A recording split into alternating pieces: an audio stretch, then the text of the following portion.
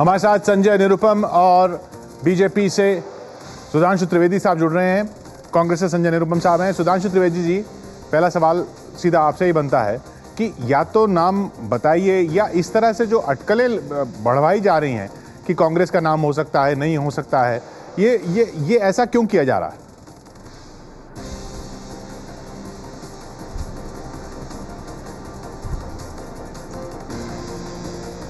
किशोर जी, ये बात तब होनी चाहिए जब बात केवल बातों के लिए की जा रही हो।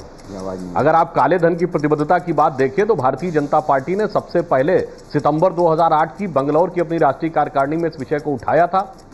फिर 2009 के लोकसभा चुनाव में हमारे चुनाव घोषणा पत्र में पहली बार यह विषय आया।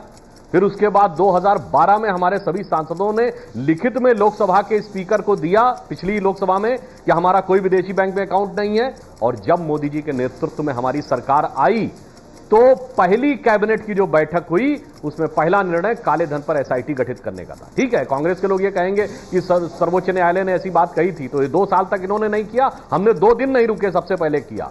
और 15 अक्टूबर को हमारे रेवेन्यू सेक्रेटरी और चेयरमैन सीबीडीटी की जो स्विट्जरलैंड के इंटरनेशनल फाइनेंस मिनिस्टर के साथ जो बातचीत हुई और उसके तहत जो समझौते हुए, उसमें पहली बार, जो कि वित्त मंत्री अरुण जेटली जी ने उस समय प्रेस को बताया भी था, पहली बार वो सब ठीक है, आप बिल्कुल सही बात कह रहे हैं, दिखाया और वो इस बात के लिए तैयार हुआ कि वो कुछ कानूनी प्रक्रियाएं पूरी करने के बाद कर सकता है।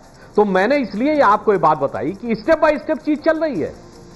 सरकार आने के बाद हर माह दर माह एक कदम आगे बढ़ रहे हैं। उचित समय आने के ऊपर वह नाम भी सामने होंगे। हमारी मंशा आज से नहीं, पिछले 7-8 वर्षों से एकदम स्पष्ट है। नहीं, मेरा सवाल ये था, खैर मैं उस सवाल पे लौटूंगा। मेरा सवाल था कांग्रेस के नाम हैं नहीं है, ये आपने चुनाव प्रचार में इस तरह की अटकलें लगी और अभी भी उस तरह की अटकलों को बढ़ावा दिया जा रहा है, वो सवाल था। संजय निरुपम जी, आप कह रहे हैं कि ये ब्लैकमेल कर रहे हैं, वो कह रहे हैं कि हम स्टेप बाय स्टेप चल रहे हैं।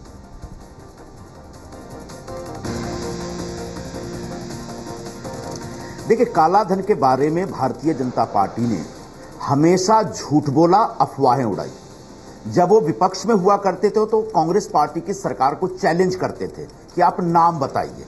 फिर उन्होंने लोगों को कहा कि हमारी सरकार आएगी तो हम नाम जाहिर करेंगे, 100 दिन के अंदर सारा का सारा काला धन लेके आएंगे। हाल में सुप्रीम कोर्ट में क्या हुआ, उन्होंने यूटर्न ले लिया। बाद में अरुण जेटली कहने लगे कि नहीं जी, 1995 में जर्मनी से कोई समझौता हुआ था, जिस समझौते के तहत नाम जाहिर नहीं करने थे। क्या अरुण जेटली जैसे जाने माने वकील को यह जानकारी नहीं थी कि इन संधियों में इस प्रकार का प्रावधान है कि नाम जाहिर नहीं होने चाहिए? एक दूसरी बात, वो जो संधि की बात कर रहे हैं 1995 में कांग्रेस के जमाने में हुई नहीं, वो यूनाइटेड फ्रंट के गवर्नमेंट के जमाने में हुई थी।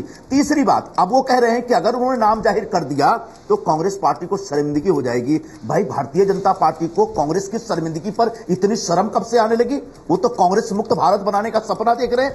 तो आज चूंकि वो कुछ नहीं कर पा रहे हैं, इसलिए रोज अफवाह उड़ा रहे हैं। तो जब अपोजिशन में थे तब भी उन्हें अफवाह उड़ा, अब जब सरकार में है, वित्त मंत्री है, तो भी अफवाह उड़ा रहे हैं। हमारी चुनौती है कि जो 136 नाम आप कह रहे हैं कि उनके इनकम टैक्स डिपार्टमेंट के जरिए जांच हो चुकी है, आप सबसे पहले स्पष्ट करिए जांच हुई कि नहीं हुई। और फिर 136 क्यों, लगभग 800 नाम आए थे, सारे नाम एक साथ जाहिर होने चाहिए। तीसरी महत्वपूर्ण बात यह है कि जो संधियों की बात आप कर रहे हैं कि कांग्रेस के जमाने में संधियां हुई हैं, जब वाजपेयी जी प्रधानमंत्री थे तो लगभग 14 संधियां उनके जमाने में हुई थी दूसरे देशों के साथ, जिसमें नाम नहीं बताने का प्रावधान है। इसका मतलब ये सरकार जनता से भी झूठ बोली और अब सरकार सत्ता में आने के बाद, पूरी भारतीय जनता पार्टी सत्ता में आने के बाद अभी भी झूठ बोल रही है, अफवाहें उड़ा रही है। अभी उन्होंने कहा कि कोई तो मंत्री का नाम आएगा। बिल्कुल दीजिए, अगर कोई मंत्री है, कोई भी व्यक्ति है, बिल्कुल नाम दीजिए। मुझे डर यह है कि जिन लोगों ने इनके चुनाव लड़ने के लिए पैसे दिए हैं, ऐसे लोगों के नाम हैं और उन नामों को छुपाने से कहीं ना कहीं कतरा रही है भारतीय जनता पार्टी की सरकार। ज्यादातर गुजरात के जो डायमंड मर्चेंट है, उनके नाम आए हैं। उन डायमंड मर्चेंट्स के नाम देने से पहले नरेंद्र मोदी जी की सरकार घबरा रही है। मैं यही डिमांड करूंगा कि वित्त मंत्री जी कानूनन काम करें और जब कानूनन काम करते अगर वो अटकलों को हवा दे रहे हैं तो आप भी अटकलों को हवा दे रहे हैं, लोगों को गुमराह न करें।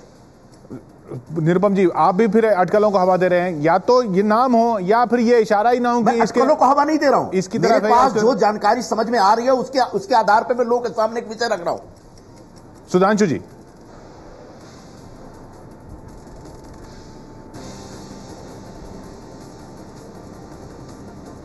देखिए, हमारे इनके एटीट्यूड में ये अंतर है कि यदि ये उन प्रावधानों और प्रक्रियाओं यानी जो भी लॉज एंड प्रोसीजर्स का हवाला दे रहे हैं। 10 साल ये शासन में रहे, इन्होंने क्या किया उस चीज के निवारण के लिए?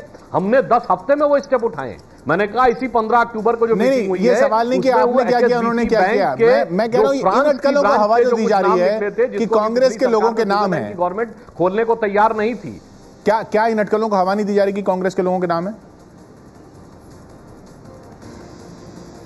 देखिए, इन अटकलों को हवा इसलिए मिल रही है कि इतने वर्षों तक प्रक्रिया आगे नहीं बढ़ाई गई। स्विट्जरलैंड के साथ और जर्मनी के साथ, अन्य देशों के साथ नियमों के बदलने में जो सक्रियता भारत सरकार की होनी चाहिए थी, नहीं होती। शायद भारत सरकार का मोटो उस समय यह रहा होगा, उनको इशारों में वो ये कहते रहे होंगे कि हाँ, नियम ऐसा चलने दो और मामले को रहने दो। जैसे वो पुरानी लाइन आपको याद होगी कि इशारों को अगर समझो, राज को राज रहने दो।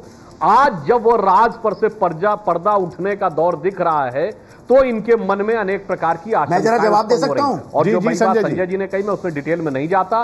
तो स्विट्जरलैंड के अखबारों ने हमारे पूर्व प्रधानमंत्री तक का नाम उन्होंने डाटा के साथ लिखा। अखबार ने अगर है तो इनको उसके ऊपर मुकदमा करना चाहिए, उस अखबार के ऊपर।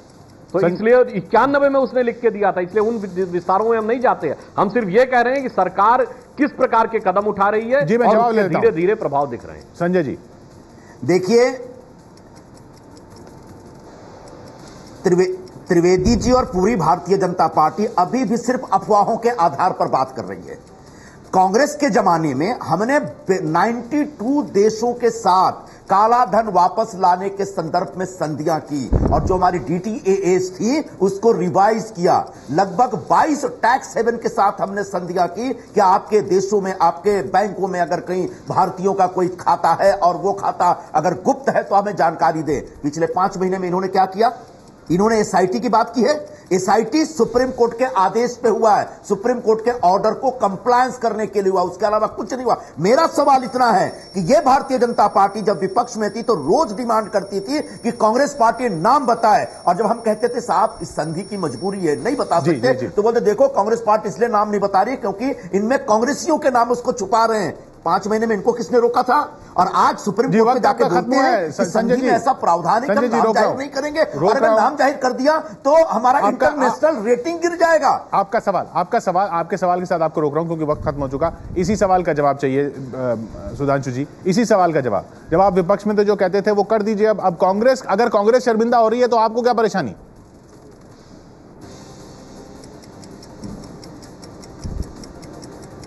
आप क्यों शर्मिंदा हो रहे हैं? बड़ी मोटी और सामान्य सी बात कह रहा हूं कि यदि सुप्रीम कोर्ट का ही डायरेक्टिव था, क्यों नहीं इन्होंने 2 साल तक उसमें SIT गठित की? हमने आने के साथ गठित की। आप उस सवाल का जवाब इतना उसके लिए इच्छुक थे, जैसा इन्होंने बताया कि प्रक्रियाएं कर रहे थे, तो SIT गठित कर देनी चाहिए थी। और जब हमने ये कहा, 1 मिनट मैं बता रहा हूं, जब हमने ये कहा कि नाम नहीं आ पाएंगे क्योंकि कुछ प्रक्रिया पूरी करनी है, तो इन्हें आपत्ति थी। अब जब वित्त मंत्री जी ने इशारों में कहा कि नाम आ सकते हैं, तो इनको आपत्ति है, क्योंकि नामों को लेकर इनके दिल में वो हालत है कि कहा भी ना जाए, चुप रहा भी ना जाए। इनको दोनों हालात में कोई आपत्ति नहीं है। हमने तो आपको चुनौती दी है, हम आपको चैलेंज कर, हम आपको ललकार रहे हैं, जो भी नाम है आप जाहिर करिए। बहुत बहुत शुक्रिया आपका। वक्त यहाँ खत्म होता हुआ। दिक्कत यह है कि जिस सवाल का जवाब चाहिए उस सवाल का जवाब नहीं मिल रहा है, आप भी समझ रहे हैं।